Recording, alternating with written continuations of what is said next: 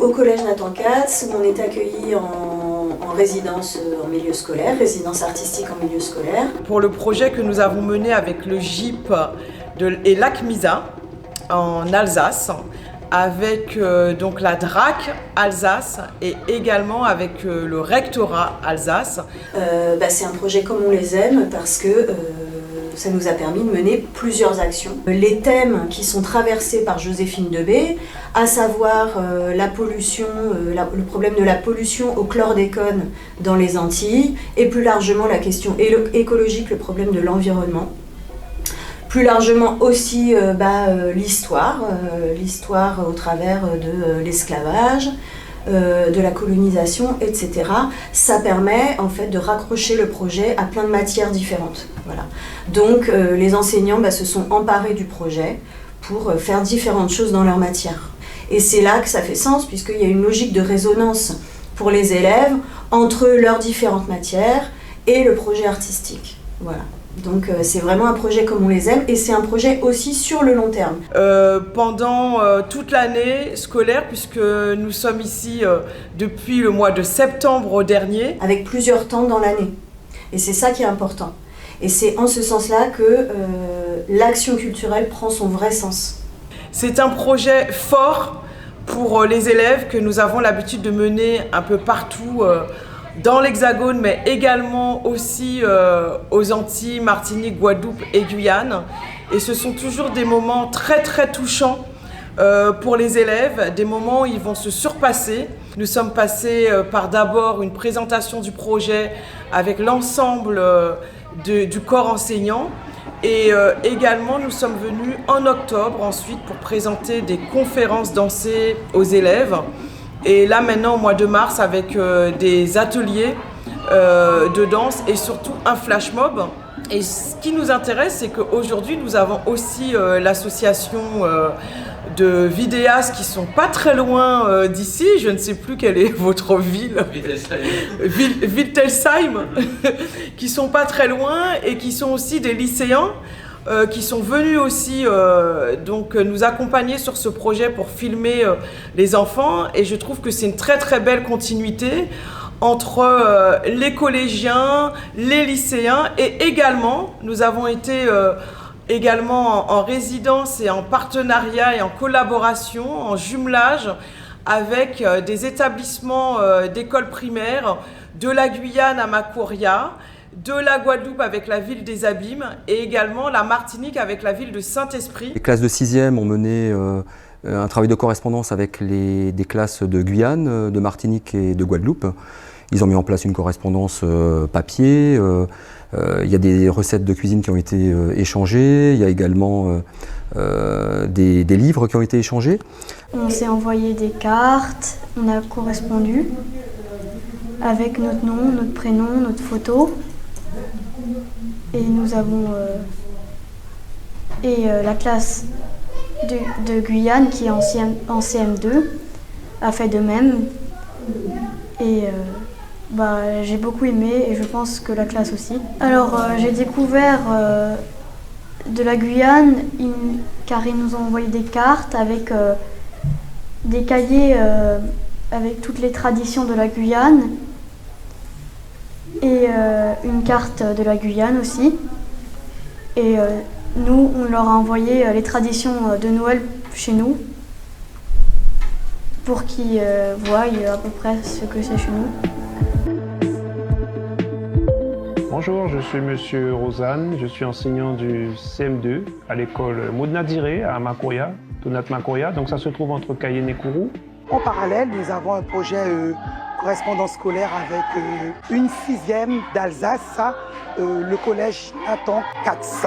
On correspond avec nos compagnons de l'Alsace en France. La maîtresse nous fait faire des cartes et des lettres.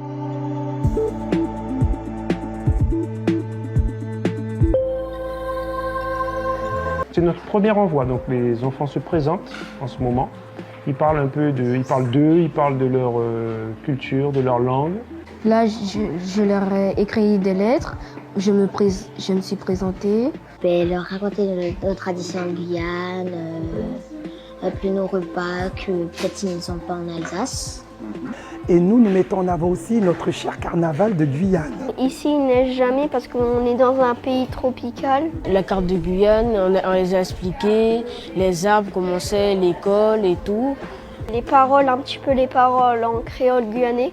Nous avons fait une présentation générale de l'école, de l'environnement proche des enfants, le pays, la commune et l'école.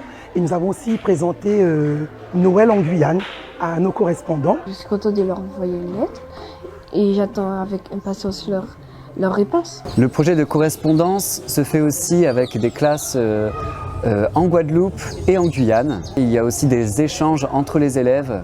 Et surtout, avec Monsieur Stéphane, on a appris des choses, à faire des danses. Et la danse traditionnelle d'Alsace.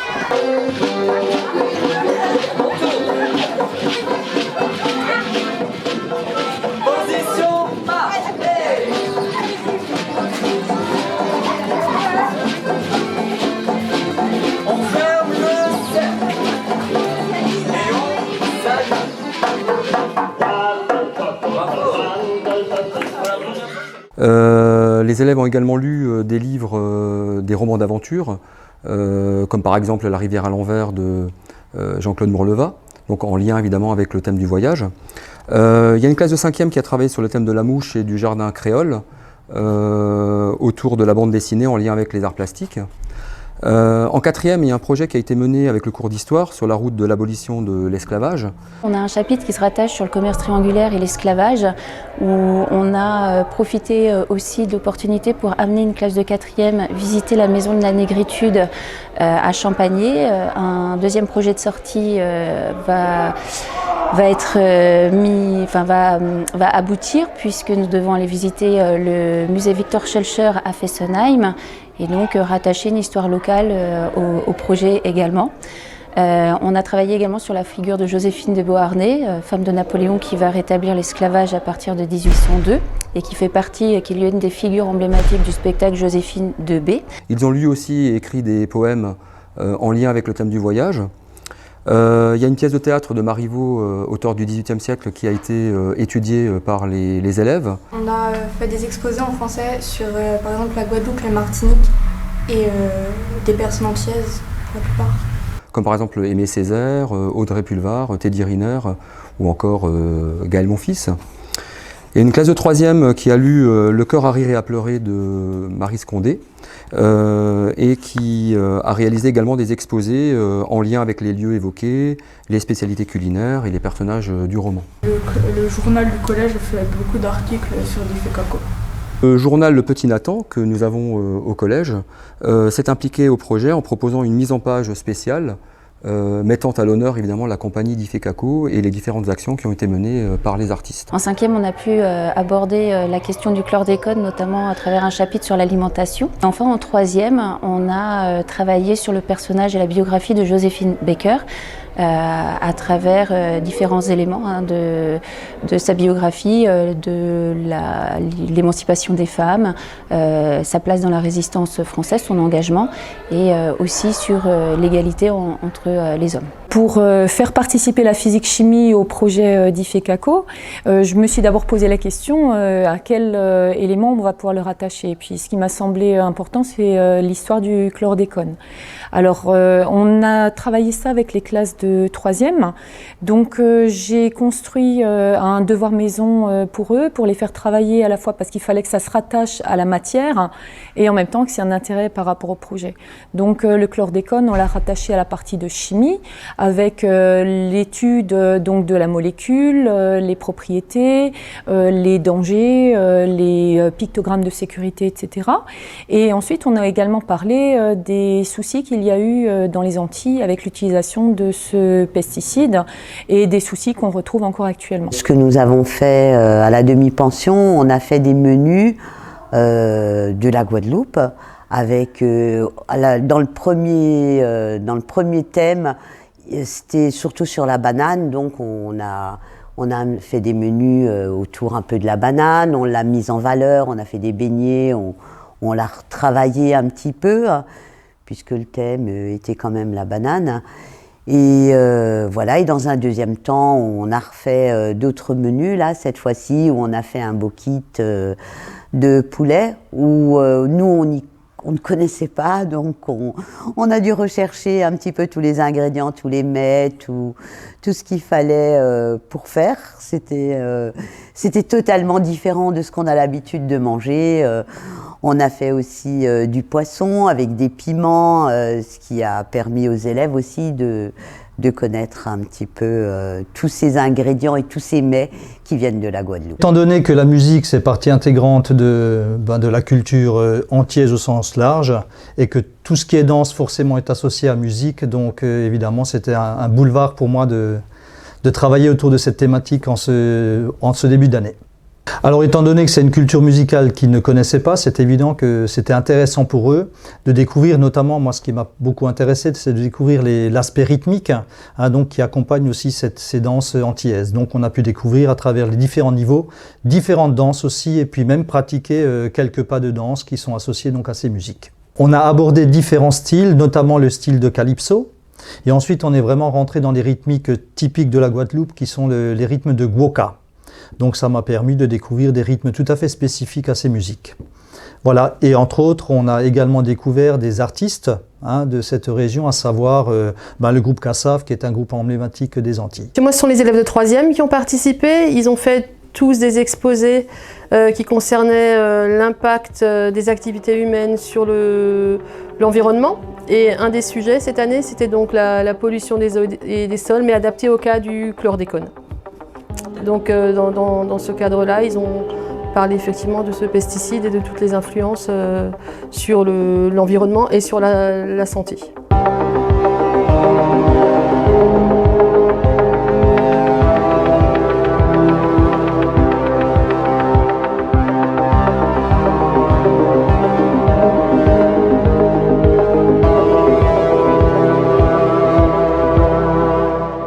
Les élèves ont assisté à une représentation du spectacle Joséphine de B. Joséphine, B comme Beauharnais. Mamako, mamasa, mamakosa, mamako, mamasa, sol makosa. Lutter contre le charançon de la banane, un insecte qui détruisait les cultures. L'intoxication se fait essentiellement par voie alimentaire.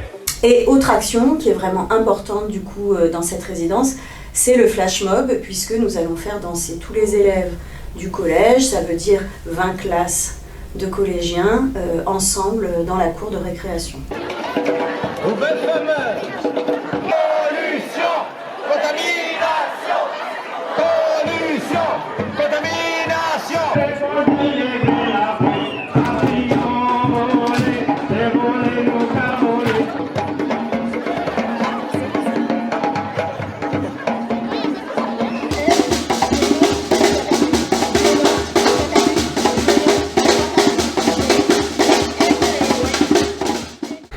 Alors, la compagnie Idifekako nous en a prêté 2 successivement. L'une constituée de photos de danse qui ont été présentées au premier trimestre. Et la deuxième sur les jardins créoles qui est toujours en cours et actuellement visible au lac, au lieu d'art et de culture.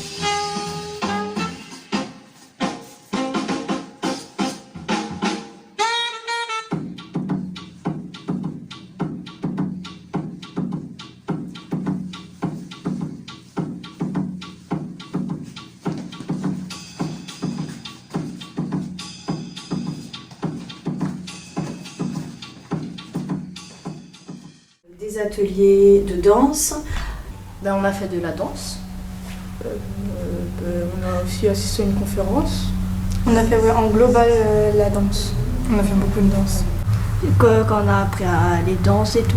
De la danse. On a découvert les danses de plusieurs régions ou pays. Pour moi, surtout la danse. Alors, l'utilité de la danse à l'école, les intérêts et les bénéfices de la danse sont riches et nombreux. Ils sont formateurs. La danse libère, la danse fédère et nourrit. Elle participe à la construction de la personne, elle contribue à la confiance en soi. À partir de la danse à l'école, on va pouvoir réaliser des projets qui rayonnent et qui donnent du sens. Quand on travaille avec une compagnie, par exemple, comme avec cette grande résidence d'artistes avec la compagnie d'Ifekako, on va réaliser de véritables parcours d'éducation artistique et culturelle qui vont mettre en lien des élèves avec une équipe pédagogique, avec des structures culturelles et des artistes. Et la thématique que va porter la compagnie, une compagnie parle toujours d'un fait sociétal ou défend des idées, ou veut faire passer un message. Et donc là, ce message va pouvoir être traversé par les élèves de la plus complète des façons. Par le corps, par la réflexion et par les rencontres et les échanges. Puisque toutes les matières présentes à l'école vont pouvoir à un moment donné venir éclairer, se questionner, réfléchir les élèves sur cette thématique. Puis les ateliers qui sont proposés, les ateliers de danse que vont vivre les élèves, vont être une occasion incroyable pour certains de se découvrir et de se révéler. Ils vont découvrir des sensations qui vont leur plaire. Et là, la danse va aussi jouer un rôle important, va aider à gommer des clichés. Puisque quand des garçons vont se retrouver, ce qui a été le cas encore cette fois-ci, à danser, à vivre ces ateliers, eh bien ces garçons vont découvrir que ça leur plaît et là ils vont comprendre que la danse en fait n'est pas réservée aux filles. Donc la danse est vraiment quelque chose qui est accessible à tous et ça c'est une grande richesse. Aucun prérequis n'est nécessaire. Tout le monde peut venir danser, tous les élèves. Il suffit juste d'être soi. Et pour les adolescents, c'est quelque chose de tellement important et à la fois difficile. Et donc, y trouver du plaisir en venant danser, c'est ce que ça leur offre.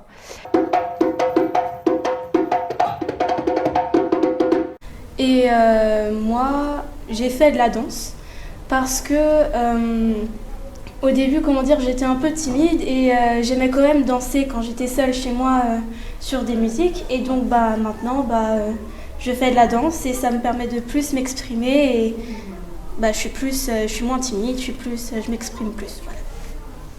Pour moi, c'est la danse, c'est exprimer, faire des mouvements pour exprimer ce qu'on ressent et surtout, comme on est moins timide, après on se sent libéré et tout. Moi, j'aime beaucoup la danse puisque ça permet d'être tous ensemble sans qu'il y ait de discrimination. Moi, découvrir la danse au collège, ça m'a... c'était hors de ce que je faisais d'habitude. Moi, d'habitude, c'était plus des choses plus directes. Et là, c'est plus lent, spirituel, entre guillemets. Et c'était une expérience nouvelle pour moi. Moi, ça m'a plutôt plu parce que j'ai bien aimé parce que ça m'a permis d'être beaucoup moins gênée quand je bougeais pour danser. Le projet d'Ifekako, c'est différent de la danse parce que déjà, c'est pas le même type de danse. On est plus nombreux et pareil, c'est pas les mêmes choses qu'on fait et du coup, ça change et c'est pas la même chose. Je pratique plutôt la danse contemporaine et du coup, j'ai découvert les danses où on bouge plus, c'est plus dynamique et c'est sur d'autres musiques, etc.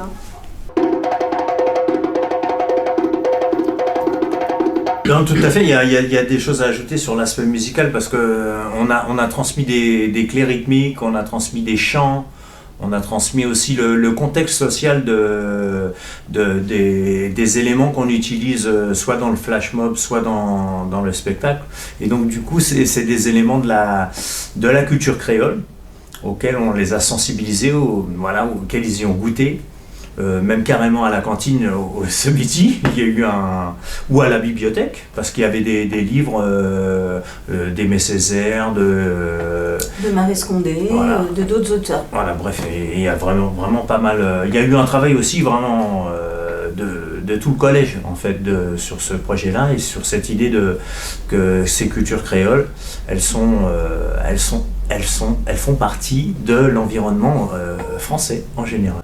Alors, la genèse du projet de la venue de la compagnie d'Ifekako date d'il y a quelques années, avec une volonté à mon arrivée en 2017 avec mon adjoint de développer le volet culturel et artistique du projet d'établissement. Puisqu'il s'agissait de savoir un peu ce que cet accueil d'artistes en résidence avait pu nous apporter, que d'abord ça faisait suite à une volonté que j'avais pu manifester dès mon arrivée au collège, c'était de l'ouvrir sur l'extérieur, sur la culture, puisqu'il est quand même relativement excentré, et pour que les élèves n'aient pas à leur disposition que des connaissances livresques, de pouvoir y faire venir des artistes. D'où l'installation d'un lac, un lieu d'art et de culture, justement, puis avec une équipe de personnes qui étaient intéressées par ce projet, on a pu accueillir maintes très belles expositions depuis 2018. Ça s'est manifesté par différentes actions depuis plusieurs années, notamment la mise en place de conventions et de spectacles avec les espaces culturels de Thann et Cernay. Et puis, ça s'est validé l'année dernière avec une demande d'accueil d'une compagnie en résidence d'artistes afin de toucher l'ensemble des élèves de l'établissement. L'étape suivante, c'était d'accueillir justement des artistes en résidence. Et mon collègue, avec Miolin, le principal, a bien voulu relayer ce vœu auprès du rectorat qui a désigné la compagnie d'Ifekako pour nous accompagner au cours de cette année. Et Bourdampt a toujours été un nœud de communication important.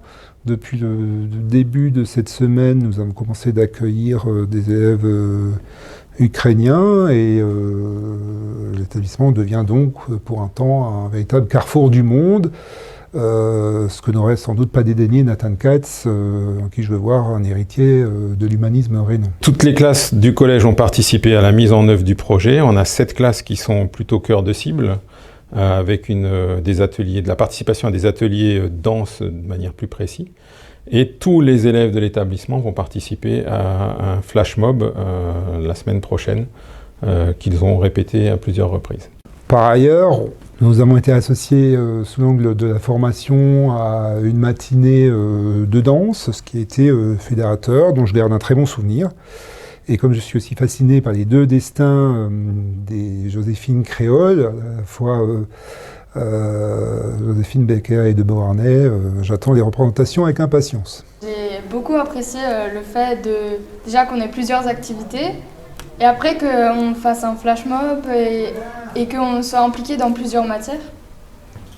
Moi, ce que j'adore le plus, c'est le flash mob puisqu'on va être tous ensemble, on va danser tous ensemble sans gêne. Et puis voilà. Et moi, ce qui m'a plu le plus, c'est l'histoire du papillon volé. Celui-là, c'est un passage inoubliable avec les chachas et tout. C'était trop bien. C'est surtout en début septembre, quand ils se sont présentés avec un diaporama. D'où venaient leurs origines et quelle était leur culture. Moi, c'était en art plastique. On a fait la création d'une BD en rapport avec le chlordécone. Et dans la BD, la personnage principale, c'était un insecte. Et c'est tout. Moi, c'était aussi en art plastique. Mon moment préféré, c'est dès qu'on a fait les chachas. Et ce qui m'a le plus marqué, c'est aussi dès qu'on a fait l'atelier avec Stéphane. Un chacha, c'est une genre de maracas, c'est une banane, et dedans on met des pois cassés. C'était une découverte pour l'ensemble, pour moi-même d'abord, même si je connaissais, ça m'a permis de rentrer dans le détail en fait de ces pratiques musicales. C'était une découverte pour moi et pour eux aussi, pour tous ceux qui ont travaillé dessus. Donc c'est un sujet que j'avoue que j'ignorais auparavant, donc ils ont tous pu apprendre pas mal de choses. Et du coup ça a été instructif pour tout le monde. Et c'est un projet, je pense, qui a plutôt intéressé les élèves. Alors moi, j'ai aussi appris énormément de choses. Je pense qu'eux aussi, parce qu'on a pu se rendre compte que ça a encore un impact actuellement. Et c'est quelque chose qui est encore un sujet d'actualité. Dernièrement, alors fin de l'année dernière, il y a encore le chlordécone qui a été déclaré comme étant un pesticide. Alors on a reconnu, c'est un produit qui est capable de donner des cancers. Et effectivement, c'est une maladie qui a été reconnue en tant que maladie professionnelle. Donc c'est encore un sujet d'actualité. Donc c'était vraiment très intéressant. Je souhaitais également remercier la compagnie d'Ifecaco pour son implication et la passion qu'elle a transmise à la fois au personnel et puis aux élèves au cours de ce projet qui nous a animés tout au long de l'année. Et je remercie vraiment énormément la compagnie d'Ifecaco pour avoir réussi à mettre le feu dans les corps et éveiller les esprits de nos élèves et pourquoi pas des vocations. Donc c'était un moment très très fort de partage, c'est un projet très complet qui est exemplaire à mon sens. Donc j'espère qu'il servira pour d'autres projets que nous allons mener avec nos autres créations. Voilà, je souhaitais vraiment remercier tout ce monde et ce grand partage parce que nous en avons vraiment besoin, je pense, actuellement, surtout après le Covid et puis avec ce que nous traversons en tant qu'être humain de manière générale dans le monde entier. Donc c'est un grand moment et c'est avec un grand sourire et un grand plaisir que je suis venue voir ce projet mené par mon équipe à qui je dis un grand bravo. Et